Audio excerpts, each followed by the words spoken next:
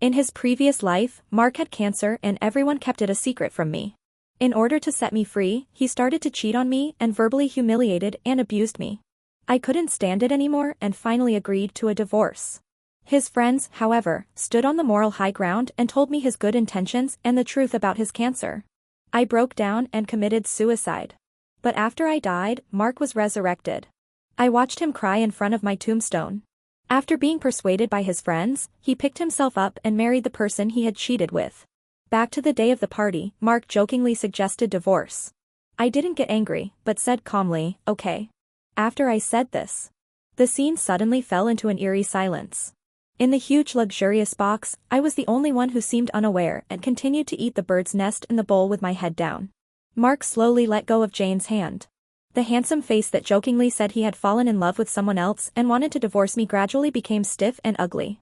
He seemed totally surprised that I would say that. Or say. He knows how much I love him. So even if it just sounds like a joke, I will take it seriously, get angry, and start making a fuss. How could I possibly say the word good so calmly? His friends around him, each with their own ulterior motives, looked at each other in bewilderment. In an instant, the plan to watch me crying and getting angry was shattered. The plot took a sharp 90-degree turn, catching this group of people off guard. But I wasn't very happy. I calmly scanned the faces of the people in front of me one by one. Finally, his eyes fixed on Jane's gorgeous face. In my previous life, I considered her my best friend. But I forgot. She and Mark are close friends who grew up together. She usually protects me and is so loyal to me. At the critical moment, she stabbed me in the back so deep and it hurt so much. Jane looked a little uncomfortable when I looked at her. She glanced at Mark subconsciously. I saw him staring at me with a sullen face, his jaw clenched and his teeth clenched. Her eyes dimmed for a moment. Then she immediately put on a bright smile and came over to pull me. Hey, don't be angry, don't be angry. It was just that bastard Frank's bad idea. We were just joking with you. I stepped back, avoiding her extended hand. Without a smile on his face, he looked at Mark and said, but I'm not kidding. Seriously, let's get a divorce, Mark. Jane stood between Mark and me. He looked at me and then at Mark, looking extremely overwhelmed. Her acting skills have always been very good. If I hadn't died once, my wandering soul would have seen with my own eyes her kicking over my tombstone with disgust on her face. I'm afraid I won't know either. What a twisted and jealous heart is hidden under Jane's cheerful and generous appearance. It was rare for her to look so helpless. Although it wasn't caused by me. But everyone present was still pointing their spears at me because of her. Frank pushed the chair away and walked over to me, saying to me impatiently and angrily, Nancy, don't go too far. I told you I was just joking, why do you have to make it so embarrassing? Can't you afford to have fun? That's really interesting. They were the ones making the joke and I was the victim. But he blamed me for not being able to take a joke. Frank always speaks in a harsh and sarcastic way. I used to think that this was just his personality and he was like this to everyone, so I would just put up with it. I found out later. He only does this to me. I am Mark's wife. From beginning to end, he was never accepted by his friends. I pretended not to hear what Frank was barking at. His eyes were fixed on Mark's. Mark saw that I was not willing to give in. I finally realized that what I just said was largely serious. He was so angry that he laughed. He sneered coldly. Then he grabbed Jane's arm and pulled her into his arms. He stared at me fiercely and said in revenge, okay, you said it, don't regret it. Go back and pack your things and get the divorce certificate tomorrow. After saying that, in front of everyone, he suddenly lowered his head and kissed Jane's lips. It was an emotional and predatory kiss, starting with the intertwining of lips and teeth, and ending with the sound of water that gradually deepened. The lighting pouring down from overhead creates just the right atmosphere. The woman's soft waist that was forced to bend, and the man's broad, slender fingers with distinct knuckles pinching her slender neck, were like the most passionate scenes in a TV drama.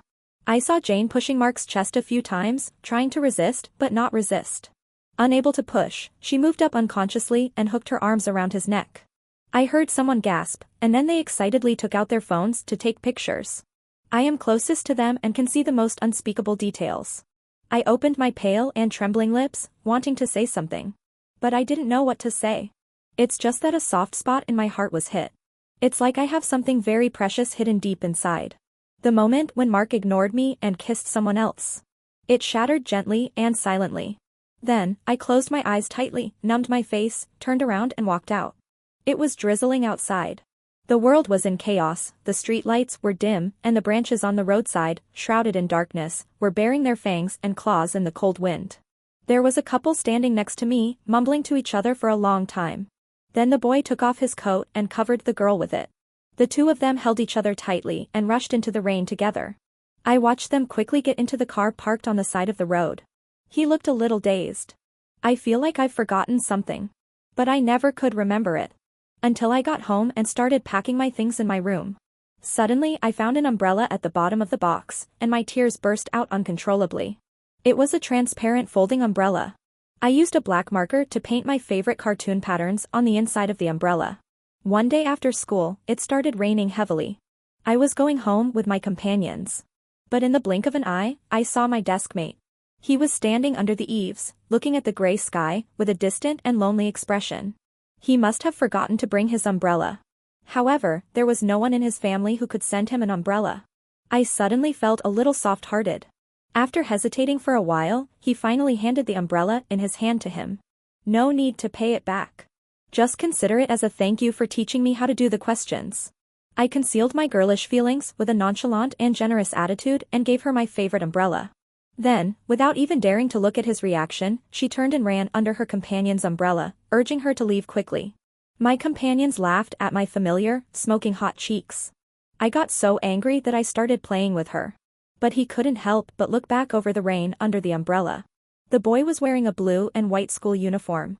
His tall and thin figure stood out in the crowd. He held the umbrella tightly in his hand. Rain was falling from the sky, and the only sound was the beating of one's heart. The next day, the rain continued. I forgot what kind of mood I was in when I saw him again. But I still remember every subtle movement he made when he walked in from the back door of the classroom. The transparent cartoon umbrella did not end up sitting in a row with a group of colorful umbrellas in the corner of the corridor. It was held in the young boy's slender white hands, and the rain on the umbrella was wiped away little by little by the soft handkerchief. Then the umbrella was smoothed out, folded, and carefully stuffed into the desk next to his textbooks. 18-year-old Mark raised his head and met my gaze, which I had no time to avoid. He smiled, his eyebrows and eyes curved like a crescent moon. He said, "He will cherish it forever." At that time, the thin layer of window paper had not been broken. But amid the violent heartbeats of two young, suppressed and restrained hearts, it is known. What he said was that he would cherish me all his life. The rain has stopped. I wiped away my tears and calmed down. Then he picked up the umbrella that had been forgotten by its owner for many years. Its skin was old and yellowed, the cartoon image was blurry, and its skeleton had long since rusted and rotted, emitting a foul smell of decay. I looked at it, sitting by the bed in the night, without sleeping all night. I don't know how long it took, but the night faded away. A ray of dawn broke through the clouds, illuminating my figure in black and white. I moved my cold and stiff hands and feet, stood up, picked up the old umbrella and threw it into the trash can. Next, I called Mark. That summer rain in my youth. It's time to end it. The phone rang many times before someone finally answered it. But what entered my ears was a lazy female voice, as if she had just woken up. "Hello? Who is this?" She then yawned. But in my dead silence, it seemed a little deliberate. After a while, Jane's voice continued to sound. She whispered with a little apology and embarrassment, "I took the wrong phone, wait a minute, I'll wake Mark up." "No." I interrupted her. Then he said calmly, "Please tell him that I have prepared all the materials. See you at the Civil Affairs Bureau at 3 p.m. Without giving the other party a chance to respond, I hung up the phone. I haven't eaten since last night. But I felt nauseous and wanted to vomit. What is love for me? What is deep love without regrets? As a result, he can sleep with others the next time. People who are destined to cheat will eventually cheat, no matter what the reason. I remembered that in my previous life, I accidentally discovered this incident. I was so heartbroken that I almost fainted. I lost all my sanity and questioned both of them like a shrew. As a result, Jane looked sorry, but said it was a misunderstanding and an accident, and hoped that I would not blame Mark. Mark simply didn't say a word in defense. He let me cry and go crazy in front of him, and questioned him whether what he had said before still counted. He just remained silent, as if he had something to hide. He looked as if he had been wronged and had endured a lot, but he didn't say anything. In the end, everyone stood on Mark's side. They said he had his reasons and he didn't mean it, and I shouldn't blame him. They are the ones who did it. I was the wrong person. He is so calm that I look like a madman. This made me start to doubt myself. Was I really going too far? I shouldn't have made groundless accusations and slandered the pure friendship between him and Jane for so many years. This led to Mark acting on impulse and confirming his already ambiguous relationship with Jane. I was in a daze and finally agreed to a divorce. But after Mark handed me the divorce agreement, his condition worsened when he returned home. Frank and the others seemed to be unable to bear it any longer and rushed to me and scolded me, saying that I was the one who provoked him. He asked me if I knew. Mark did all this out of revenge, just to avoid dragging me down. He and I were desk mates when we were young, and we walked from campus to marriage together. Mark's parents are both deceased. I am his only family. He knew that I would never leave him no matter what. So, he chose to use this extreme method to force me away. It took me a long time to accept the reality that he cheated on me and no longer loved me. But Frank and the others said that he hurt me like this because he loved me too much. Mark could have lived 2 more years. Now, because of my excessive mischief, his condition has suddenly worsened. It's all my fault. I only have one mouth and I can't argue with a group of them. Finally, I had a complete mental breakdown. After taking a look at Mark, who was unconscious in the intensive care unit, I rushed to the rooftop of the hospital and jumped down. Thinking about it now, it was really stupid. If I had the chance to do it all over again, I would choose to let go of myself and let go of everything that happened in the past. However, I waited for a long time at the Civil Affairs Bureau. Mark finally arrived after all the staff had gone off work. I'm not feeling well and just woke up half an hour ago. Before I could ask any questions, Mark started to explain. His breathing was uneven, and the collar of his shirt was a little messy under his long windbreaker. He didn't even have time to take care of his hair, so it was fluffy and messy, as if he had just crawled out of bed. He glanced at the closed Civil Affairs Bureau and let out a breath. I don't know if he was sighing or relieved. Then he turned to me and said coldly, "Let's make another appointment." There is no other way. I told him to contact me directly when he was free, and then without saying anything more, I turned around and left. Mark suddenly said, "You called me this morning," and Jane answered the phone. "What did she say to you?" I was inexplicably irritated by his probing tone. The resentment that had been accumulating in my chest for a long time suddenly burst out. I turned to him and said sarcastically, "Aren't you just lying on the same bed? Don't you know what she said?" Mark paused. To my surprise, his expression suddenly softened like a spring breeze. It was like confirming something.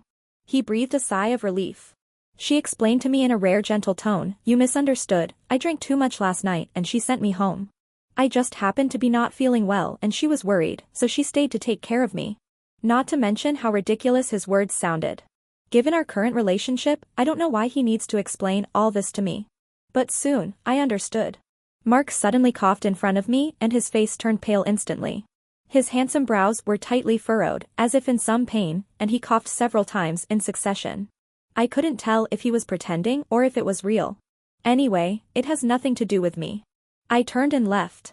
I heard hurried footsteps behind me and Mark grabbed my arm.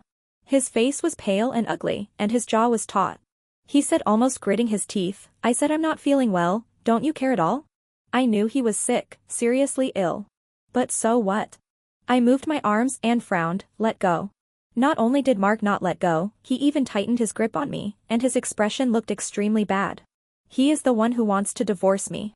Now I readily agreed to a divorce. He was unhappy again. Mark stared at me fiercely for a while, then suddenly shook my hand away. He coughed violently and said in a deep voice, "Okay, I'll let you go." He suppressed his anger, as if he was feeling an indescribable heartache. Without saying a word, I just walked away. But suddenly, there was a loud noise behind me. Mark fainted. I quickly called an ambulance and rushed him to the hospital. After hesitating for a while, I called Jane. Anyway, after divorcing me, Mark will marry her sooner or later. It's not appropriate for me, a future ex-wife, to stay here. When Jane heard the news, she said nothing and rushed to the hospital quickly. She was accompanied by Frank. I stood up from the bench in the corridor and was about to tell them that Mark had been sent to the emergency room. Then I saw Jane rushing towards me with a cold face. Suddenly he raised his hand and slapped me hard. I was stunned. I just heard Jane say to me in an unprecedented cold tone and hatred, "You are such a jinx. Would you be satisfied only if he killed you?" I touched the side of my face that was numb from the beating. Feeling the sharp roar in my ears. "If you raise your head, you have to fight back." However, Frank was quick-witted and stepped forward and pushed me hard, knocking me to the ground. He stood in front of Jane and looked down at me. He shouted angrily, "You still have the guts to fight back? Come on and try." I supported myself on the cold ground with my hands, shaking with anger. Just then, the lights in the emergency room went out and the doctor came out. Jane didn't bother to settle the score with me and rushed forward immediately. Frank followed closely behind. But as he passed me, he paused. Then, he stepped hard on the back of my hand, which was supporting myself on the ground with his expensive Italian handmade leather shoes. He was about 1.80 meters tall, with tight muscles all over his body, and he almost crushed the man with his entire body weight. I screamed in pain and tears flowed out unconsciously. I looked up and glared at him. But I saw him under the ceiling light in the corridor, his outline blurred, and he had an extremely evil grin on his face. "If you have the guts, go call the police." Like the devil's breath, he challenged me with his spoken words. For a moment, I seemed to be dragged back into the dark times of my previous life when I was morally bullied and suffered a mental breakdown. The freezing cold water poured down on my head, chilling me from head to toe. The thought of calling the police suddenly died down. It suddenly occurred to me. Frank's family is very powerful. Calling the police would be the same as calling Frank directly and telling him about the fact that he had bullied me. What else can you get except a laugh? Originally, he might have been considerate of Mark and would not have dared to go too far even when joking with me. But now, my relationship with Mark has completely broken down. He no longer concealed his ill will towards me. I couldn't understand it before. Why does he hate me so much? But now I know. He, Frank, is Jane's dog. Jane likes Mark, so he follows Mark's lead. Jane hates me, so he hates me to the core. I sat on the ground for a long time, waiting for the pain to subside and for my hands and feet to regain feeling. He stood up, without even looking back, and left in a hurry to escape. I called a moving company, packed all my luggage, and left the bustling city center. Back to the old house in the suburbs. When I opened the door, I heard a drowsy opera from the period playing on TV. There was a musty, stale smell in the room. The old woman in a wheelchair who was napping on the balcony heard the noise and raised her dark and sagging eyelids. See me walking in with lots of luggage. She seemed to have expected it. She curled the corner of her mouth and asked me sarcastically and proudly, "Look, what did I say?" I was kicked out. I pretended not to hear and packed my luggage in silence. My mother stood up from her wheelchair and tremblingly picked up her reading glasses and put them on. She asked nothing and cared nothing. He just started eagerly selling me the son of his downstairs neighbor. "I told you not to be a toad wanting to eat swan meat. Why would the rich people like you? You have no breasts and no buttocks. Now you have been played with by others for a few years in vain, and now you are kicked out just like that." As for Mark, I didn't think he was a good person at first. Fortunately, you don't have children and you can still get married. I'll call your Henry's mother to see if her boy is at home. Don't pack your clothes anymore, get dressed quickly and go meet him. She searched for the number 1 button at a time on her cell phone. I threw the clothes into the box and said in agony, "What? Can't I live without a man? You like Henry's son so much, why don't you marry him?" He said it as soon as we met. If you don't know him, you would think he is so nice. I just want to ask if he has been released from prison? You also introduce me to a man who is fooling around outside and has no proper job? Am I your daughter? My mother's face darkened instantly, and her eyes looked so fierce that it seemed as if she wanted to eat me alive. She scolded him, "It's good enough that people don't mind you being divorced. You're still picky. If you keep being picky, no one will want you. If you don't get married, do you want to drag me down for the rest of my life?" My breath was stuck in my throat, unable to go up or down, and I was almost depressed. It just doesn't make sense to her. She couldn't hear anything, the old and decadent ideas had penetrated into her bones. Even if it is her own flesh and blood, she has to make concessions for this. I simply gave up packing and stuffed everything into my room and closed the door. "I won't be a burden to you. I'll move out in a few days." There was the sound of a wheelchair rolling outside the house. Then there was a violent knock on the door. My mother scolded me angrily, saying that I had become too independent and was rebelling. She said, "Even if you move out, you still have to go on blind dates. Your divorce is embarrassing enough for me, do you want me to lose face in front of my neighbors? Besides, what's wrong with Henry? Don't listen to what others say. I'm your mother, how can I harm you?" I found the earplugs and plugged them hard into my ears. Then I started looking for a rental house on my mobile phone. This house is still the same as before. Staying there for one more second makes people feel suffocated. I thought so. I just need to find a place to hide, wait for Mark to wake up and divorce him. My world will be peaceful. But things don't always develop as we wish. Once again I couldn't eat and ran to the bathroom to vomit. I held the pregnancy test stick, looked at the 2 red lines on it, and was distracted. At this time in my previous life, I was still having a crazy argument with Mark. At that time, I was on the verge of a mental breakdown because I was suspicious every day about what happened between him and Jane. I didn't notice anything abnormal about my body. This life is just a few days. Mark and I decided to divorce. But his condition worsened prematurely and he was admitted to the hospital. I didn't stay in the hospital, I left directly. Jane and the others didn't have the chance to tell me the truth about Mark having cancer, and they used this incident to attack me severely. Because of this, I accidentally discovered that I was pregnant. That is to say, when I died in my previous life, I was also pregnant with a baby. 1 corpse, 2 lives. I rested my forehead against the mirror in front of the sink and closed my eyes. It's hard to express the sadness and pain in my heart. But when I opened my eyes again, I pursed my pale lips and looked at myself in the mirror. I know that this child cannot be kept. It couldn't have come at a worse time. Mark and I had a tough battle to fight and had no ability to take care of it. I stroked my belly, and a plan gradually took shape in my mind. Even though Mark and I have a strained relationship now. But it's not so easy for him to let go of the relationship that has lasted for so many years. As long as he still cares. Then the role of this child who is destined to be unable to stay can be maximized. I let out a breath and whispered to the baby, "I'm sorry." The next morning, I tiptoed out of the room, intending to sneak out. But I didn't expect my mother to get up so early. She was still sitting on the small balcony. The dim morning light outside made it difficult to see her expression. Her voice was faint and sounded like a ghost. "Which wild man are you going to meet so early in the morning?" I felt very uncomfortable hearing that and retorted, "Anyway, it's not about meeting your Henry." Unexpected. This time, she didn't argue with me. Instead, she whispered to me, "Mom has found out everything for you. Henry will be back in a few days. Go and meet him." With a click, the door was closed by me. What she said next was probably the same old stuff, and I couldn't bear to listen. I went to the hospital where Mark was admitted. But I didn't go directly to his ward to visit him. Instead, he hid in the dark and observed. Mark had woken up, and Jane had been with him all day. Frank often didn't stay in the ward for long. He would come out after a while and go to the stairwell to smoke a cigarette. But he was reluctant to leave. I can only watch my sweetheart express his concern for his best brother with sweet words over and over again, like a self-torture. At this time, I walked down the stairs step by step. Hearing the noise, Frank looked up. Seeing that it was me, Frank immediately frowned. He blew out a puff of smoke and said in a bad tone, "What are you doing here? Haven't you learned enough from the last lesson?" I stared at him and suddenly smiled. How could Jane, a grown-up lady, be so lowly as to knowingly become a lover? Frank's expression changed instantly. He pointed at me with a fierce expression and said angrily, "Watch your mouth." I raised an eyebrow and approached him calmly. "Continue, I changed my mind and I will not divorce Mark. This way, she will never have the chance to get promoted. But she, such a casual slut, is a perfect match for you, such a shameless licker." Frank cursed, and the veins on his forehead bulged. He pushed me hard out of habit. He wanted to do it again. But I didn't expect that I missed a step and rolled down the stairs.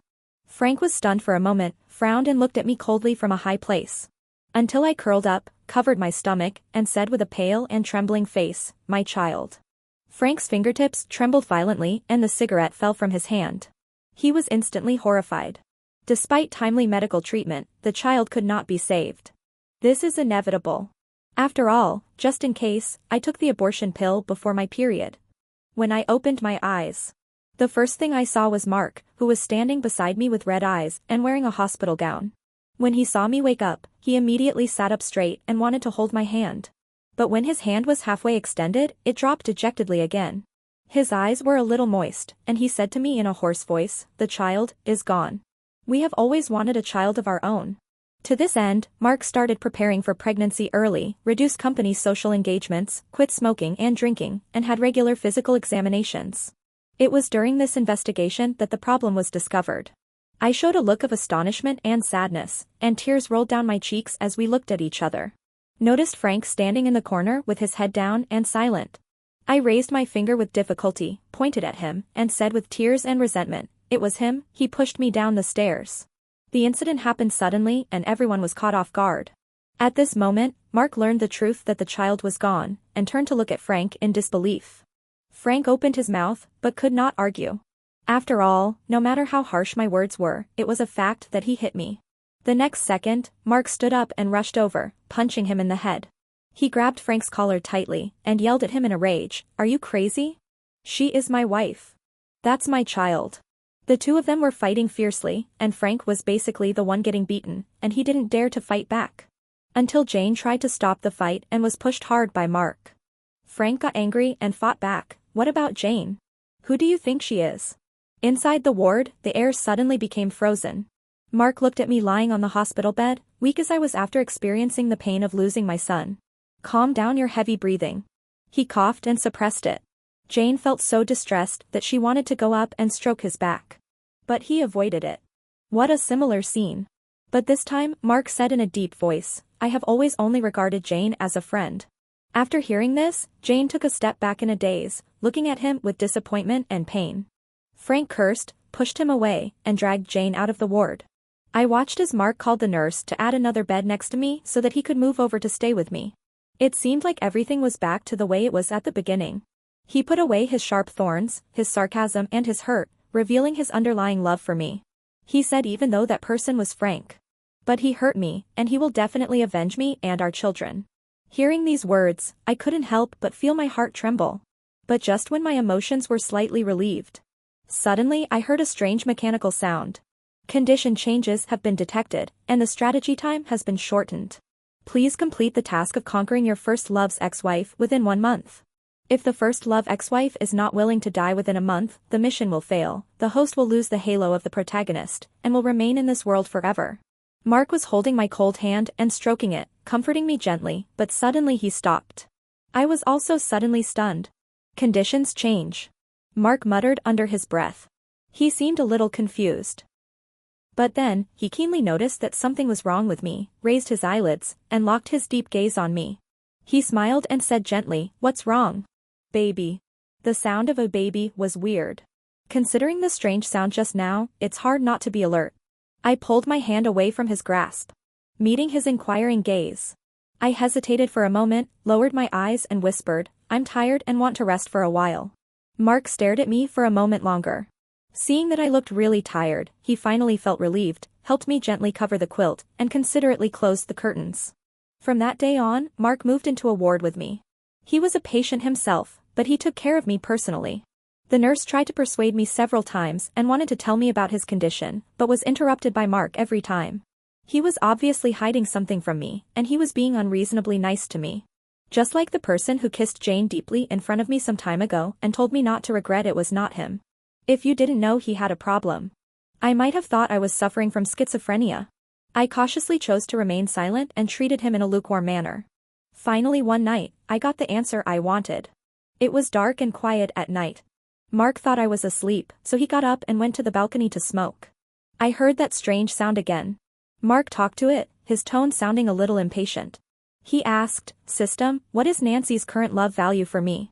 System response, 61%. Mark let out a heavy click of his tongue. He said in annoyance, "No wonder she has become like a different person since I filed for divorce. It seems I was too reckless." Silence for a moment. Mark whispered, "I don't know what Frank, that idiot, did to her behind my back that made her abandon her child just to use me for revenge." I was shocked to find that he had seen through it all. The system suddenly reminded, "Host, there are only 25 days left to complete the mission." Mark extinguished his cigarette and said in a deep voice, "I know, no need to rush." He turned and began to walk into the ward. The room was so quiet that the only sound was his footsteps. But at the same time, his voice rang in my ears very clearly. "Neither the heroine nor the supporting actor are reliable, so I have to do it myself. I built an airtight basement at home, and I have plenty of ways to make her die for me willingly. By the way, if she is afraid of pain and dare not commit suicide, if I kill her with my own hands, does that mean the mission is accomplished?" There was a sound of the quilt being lifted beside me. Then, the bed sank and made a creaking sound. The system's voice was so close that it seemed to be ringing in my head. "It has the final say." My phone was taken away by Mark. Normally, he wouldn't let me touch it on the grounds that I should have a good rest. Until the next day, my phone suddenly rang a few times. Someone sent me a message. Mark was peeling fruit. When he heard the sound, he picked up my phone and took a look. He raised his head and suddenly asked me with a smile, "Wife, who is brother Henry? Why did he suddenly ask you out? You never told me about it." I was startled. But she suppressed her expression and calmly extended her hand to him. "He is my cousin and we have a good relationship. But we have less contact since he moved to another place a few years ago, so I never told you. I guess he went back to his hometown and visited my mother." Mark listened without any suspicion. He knew that my relationship with my mother was very complicated, and he also knew how futile and face-conscious my mother was. If I don't reply to messages from relatives, my mother will probably call and scold me the next second. That dirty word is as ugly as it can be. Mark had been scolded by her before, and he still keeps it a secret from her. So he didn't even ask any questions and just returned the phone to me. I quickly read the information. "Brother Henry, where? Henry address. Brother Henry, come and meet me soon." While Mark got up to wash his hands, I quickly sent him 2 addresses, one for the hospital and one for Mark's family. "Brother Henry? Me, save me." After confirming that he had seen them, I immediately deleted these 3 messages. Then I posted some irrelevant content, which said that I had a fight with my mom and didn't want to go home, and I was too lazy to look for him, so I let him go and play by himself. It's like a conversation between brother and sister. Henry's speaking habits haven't changed at all since he was a child. Apart from sending question marks, he just greeted me. Asked me if I was sick. I didn't continue to reply to him. Because a pale and slender hand pulled the phone away from my hand. Mark scanned the messages we sent one by one and chuckled. But he didn't return the phone to me, instead he turned it off directly.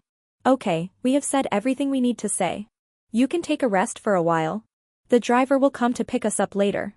I clenched my hands hidden under the quilt and asked him in a calm tone, "Are you cured?" Mark smiled ambiguously and said, "You can recuperate at home.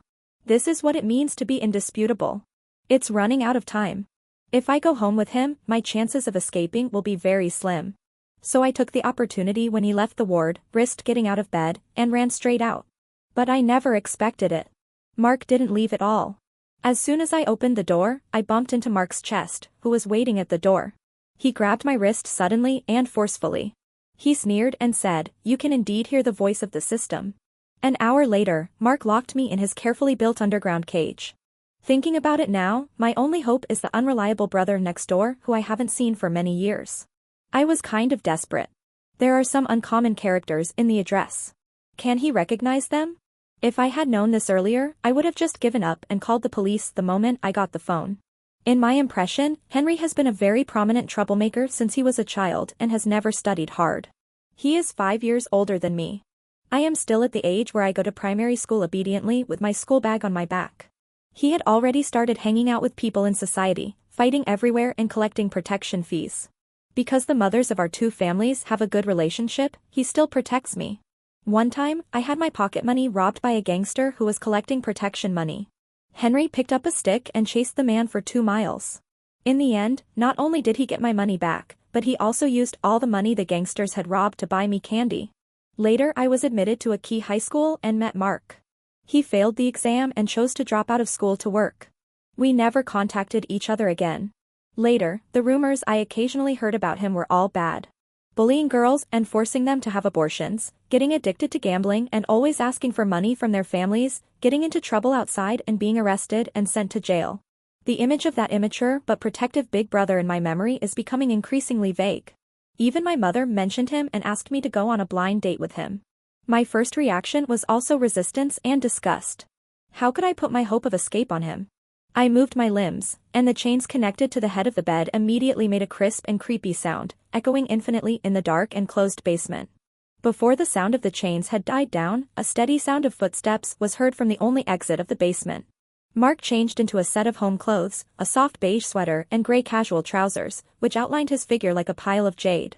There was a faint smile on the corners of his mouth, and the scattered hair on his forehead concealed the sharpness of his eyebrows, making him look very gentle and harmless. But this person wants to kill me. He pulled up the only chair in the room and sat down next to my bed. Then, he put what was in his hand on me. He took it out of my bag. A divorce agreement. My signature is already on it. Mark looked at me with a sad look in his eyes. Still smiling, he said to me, "You have a bad temper and a stubborn personality. Before I saw this divorce agreement, I always thought that you agreed to divorce me just out of spite. Why? Honey, are you really willing to let me go?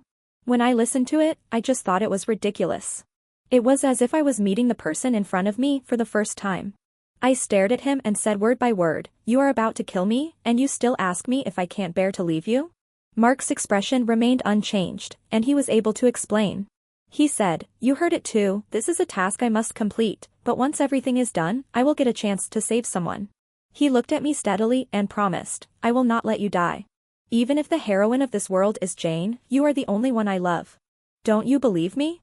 It's not that I don't believe it. Instead, I don't believe a single word of it. Does he still think I'm a 17 or 18-year-old ignorant girl who is easy to be fooled? Mark sighed. He said regretfully, "I really love you. But if you insist on going against me, I can only use cruel means to achieve my goal." From that day on, Mark suddenly disappeared. There were footsteps again on the stairs. A familiar man walked in slowly. "It's Frank." His eyes were glazed over and unable to focus, and his body movements were somewhat stiff. "It feels like I'm being controlled." But he was extremely skilled in using the knife to cut my skin inch by inch. I was screaming and struggling in pain, curling up in fear in a corner to hide from him. Suddenly I understood Mark's intention. He used that thing called the system to detect the person that I hated and feared the most in the depths of my heart. It's Frank. So, he chose to let Frank torture me.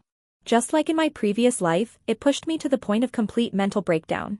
After that, even though I knew in my heart that Mark was the culprit, I couldn't help but pray that he would appear and save me. Mark knows me too well. We were classmates for 3 years, loved each other for 7 years, and got married after graduating from college. To be crazier, he even counted the number of hairs I have. He knew what I was thinking from the slightest movement I made. He and Frank, one playing the good cop and the other the bad cop, took turns polishing and breaking down my psychological defenses bit by bit.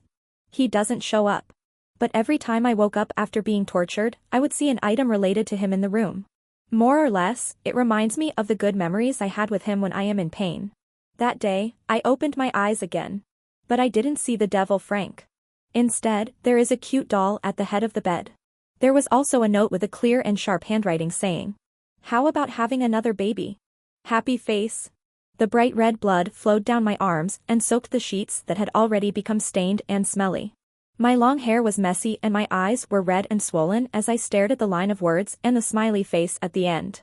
The last string that was stretched tight in my mind suddenly broke with a sound. Aowa. Bang. The door above was kicked open violently. Someone took 3 steps at a time and jumped down the stairs. Younger sister. The screaming stopped abruptly. I stared blankly at a tall, handsome, fierce-looking man with a crew cut who was wearing short boots and a black leather jacket and appeared in this murky and dark basement. He was also stunned when he saw my current appearance. Then, he gritted his teeth, took off his coat, wrapped me carefully, and said with anger, "Don't be afraid, brother will take you away." With a click, the bullet was loaded. Behind Henry, Mark raised the gun expressionlessly and pointed it at his head. Henry paused, but did not stop. He picked me up and turned around to confront Mark without fear. He stared at Mark and said in a deep voice, "Do you think I came here alone? I'll only say it once, get out of the way." Mark didn't even move. He knew the truth had been revealed, but he was not worried at all. He sneered and said, "She is my legal wife. The love between us as husband and wife is useless even if the police come. No one can take her away from me." Henry was shocked by his audacity. He tightened his arms around me and said through gritted teeth, "Interest? You hurt her like this, it's not interest at all." Seeing that the situation was at a stalemate, Mark refused to give in no matter what. Henry suppressed his anger and threw out a message in a cold voice. It was like a bolt of lightning coming out of nowhere, and my scattered consciousness was instantly condensed into a line as if being pricked by a needle. "If you still treat her as your wife, let us go. Her mother, or else she will die. You have to let the mother and daughter see each other for the last time." Speaking of my mother, she always cared about what the neighbors thought of us. But in fact, apart from Henry's mother downstairs, she has no friends at all. She is a gossiper and loves to curse. Her weathered face is always drawn and filled with bitterness and hatred. I like to complain to everyone I meet. Therefore, no one likes to be with her. But I heard from the elders that she was not like this when she was young. When she was young, she loved to laugh, was lively and cheerful, and could make friends wherever she went. Unfortunately, she had bad taste and found a very bad man. Everything changed from then on. My mother's leg was broken by that man. The pair of strong legs that used to be able to walk more than 10 miles on foot now become shaky even when climbing stairs. She tried to fight back. But in the end he was beaten even more severely, and he never dared to fight back again. I was in junior high school at that time, and it was a rebellious period. I saw her hiding in the house wiping her tears every day. In a fit of anger, I told her, "Why don't you divorce that guy?" Result. She slapped me. What did she say? She said no matter what, he's your dad. I was angry and sad, feeling that they were both willing to fight and be beaten. I must have been crazy to care about her. But I never expected that. My mother is such a futile, ignorant and useless woman. Have the guts to kill. The person she killed, as she often taught me, was the head of our family, my father. The police arrived quickly, and the surrounding alleys were crowded with people. But she was not taken to jail. Because she is mentally ill. This incident surprised even me. I watched her take out stacks of medical diagnoses, each piece of paper stamped with the official seals of provincial and municipal hospitals. The police looked at each other. My mother's face looked unusually calm. I was the only one staring at the dates on the papers, stunned for a long time. From then on, the neighbors would avoid us mother and daughter whenever they saw us. They said that it must be because my mother was not disciplined and was caught by my father, which made him angry and want to kill her. Otherwise, why did she endure being beaten for so many years, but resisted so fiercely this time? They were afraid of her and looked down on her, thinking she was a time bomb. They also filed various complaints to the street office, forcing her to move out early. My mother turned a deaf ear to this. But she seldom went out since then. Everyone was full of malice and contempt for her. Only I know. She was trying to protect me. A month before this happened, I was molested by my own father. When I was almost forced by him, my mother came home and saw it by accident. Then she flew into a rage and rushed over to fight with my dad like a mad lioness. But there is a huge difference in their physical strength. In the end, the beast beat my mother and ran away in a panic, leaving my mother and me sitting on the ground, hugging each other and crying. I don't know what decision she made that night. All I know is that the next day, she knocked on Henry's mother's door and asked Henry's mother to help take care of me for a while. She did not hide the truth from Henry's mother and told her the truth. Henry's mother was heartbroken and angry, and quickly agreed. Not only that, she also called Henry and asked him to pick me up from school and drop me off from that day on, and to follow me whenever I went out. But she didn't tell Henry the reason. She said that only the three of us would know about this. No one else, not even her son. Fortunately, Henry listened to his mother and didn't ask too many questions. During that period, he didn't even participate in the activities of gangs, and just followed me and protected me. A month of peace passed. I stood in the middle of the crowd, watching blankly as the police came to my door and took my mother away. She was covered in blood. But his expression was relaxed, even a little happy. She did not lower her head, but was led away by the police with an open mind, looking around the crowd. Finally it fell on me. I saw her open her mouth slightly, and her voice gradually became similar to the day when I ran away from home, impatient to listen to her speak. She said, "No matter what, Mom will not harm you." I didn't get to see her for the last time. She didn't leave me a single word. Except for a property certificate and a bank card where she had saved most of her life savings. These things were placed quietly and simply on the coffee table in the living room. It was as if she was telling me, "This is all she could leave me. I'll take care of myself in the days ahead." I felt as if my soul had been taken away from me. I was in a daze and couldn't feel any sadness. But the tears kept flowing and flowing. Until I ran out of strength, leaned against her wheelchair, and fainted. Henry's mother and Henry helped to arrange his mother's funeral. To be precise, it was Henry who did it all. Because if it wasn't for Henry's mother hugging me, I'm afraid I would have already crawled into my mother's coffin and returned to the earth with her. Warning. Warning. Only one day left to complete the mission. Please complete the task as soon as possible, otherwise the task will be declared a failure. I turned my head sharply. Mark was standing not far behind me. He looked at me in silence. And in his hand, he was holding a silver gun. The sky was overcast, and a low, damp wind blew up the corners of his black coat. There was a white rose pinned in his breast pocket, as if he was commemorating someone. I stared at him numbly for a long time. I saw that his face was getting paler and his eyes were filled with sorrow and guilt. With trembling lips, she whispered to me, "I'm sorry."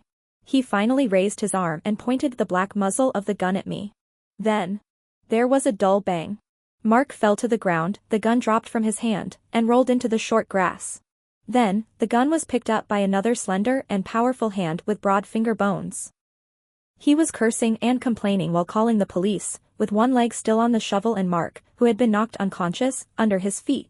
This scene is inexplicably funny. I curled the corners of my mouth, turned around and continued to burn paper money in the brazier. A breeze blew gently. The sparks in the basin suddenly shot up, forming a brilliant vortex of fire in the air. Round and round, reluctant to leave. Finally, the distant wind returned, taking the ashes of the burnt paper money with it. When the day is over, night and day alternate. I seem to hear the system announcing that Mark's mission had failed. My divorce from him is going well.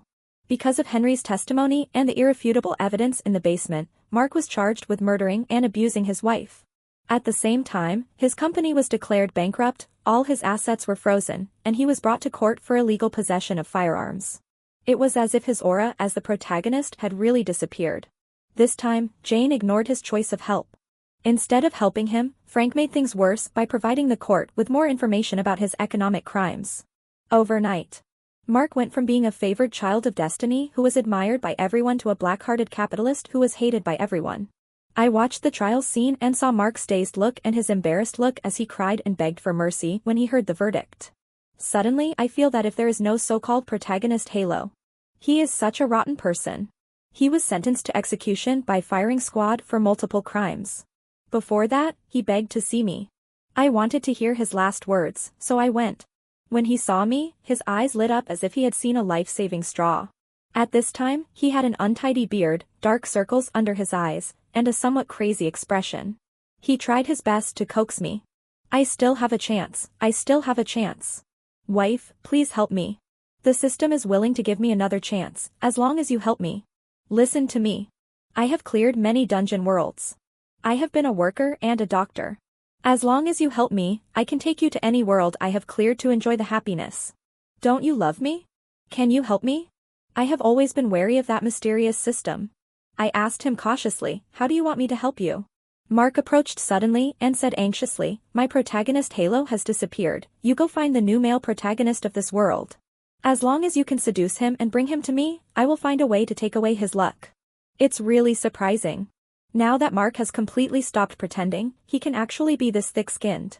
I sneered, got up and left. Mark climbed up the window and tried to catch me, but was pushed back by the police. He called me in a panic, wife.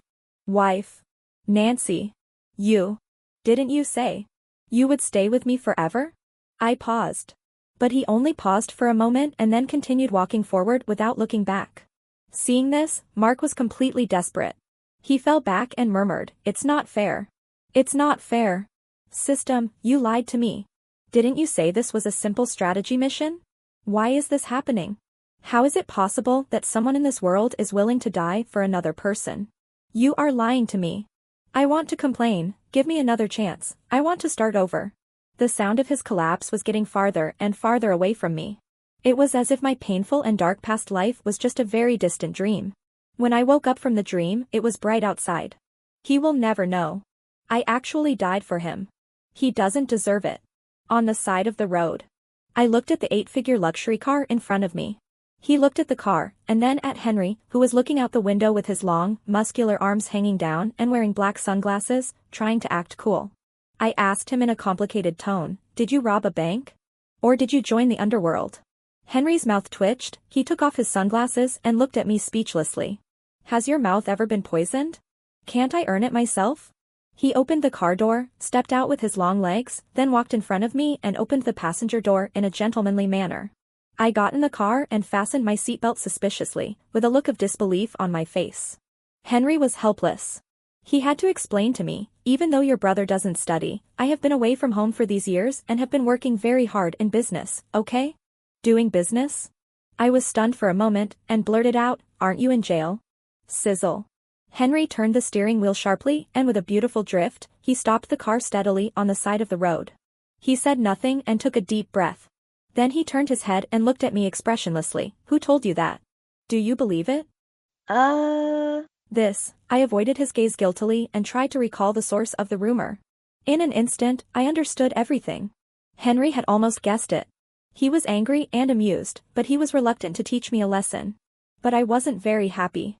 I realized that I had misunderstood him and was so embarrassed by his poking that I didn't even dare to look up. Thinking about it now, I find it unbelievable myself. What kind of person is Henry's mother? She protected me when Henry was a child. Why did I become so distant from them, as if I were under a spell, and even believe in such rumors? My thoughts were in a mess when the phone suddenly rang. It turned out to be Frank who called me. I frowned suddenly. He called me, what did he want to do? Before I could react, Henry reached out and hung up the phone. He restarted the car, his tone calm and reassuring. Don't worry about it. I'm looking for someone to deal with him recently. Now that Mark is in jail, he won't be able to escape.